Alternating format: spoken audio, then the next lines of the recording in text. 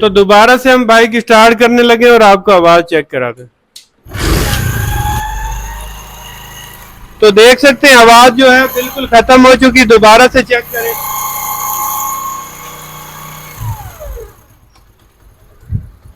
तो दोस्तों ये होता है अच्छे मैकेनिक के पास जाने का, जो इंसान जो है अच्छा काम करता है तो उससे ये होता है कि अच्छे मैकेनिक के पास आप जब भी जाएंगे आपका फायदा ही होगा इंशाल्लाह। मेरी तो कोशिश ये होती कि जिस दोस्त का भी करूं अल्लाह की ज़ात को हाजिर नाजिर कर रख के काम करूं, क्योंकि दोस्तों हर बंदा गरीब है। यही मसले के लिए आप किसी भी मैकेनिक के पास चले जाए, मैं सबको यहाँ पे अटैक नहीं कर रहा, बहुत ज्यादा जो है इस नीयत पे बैठे होते कि जो भी कस्टमर आए एक से ही हम उसका सारी दिहाड़ी निकाल ले। लेकिन दोस्तों यहाँ पर अच्छे मैकेनिक भी हैं जो ईमानदारी से काम करते हैं। तो दोस्तों वीडियो को आपने जरूर शेयर करना ताकि और दोस्तों का भी फायदा हो। वीडियो को लाइक करें, आईडी पे पहली बार है जरूर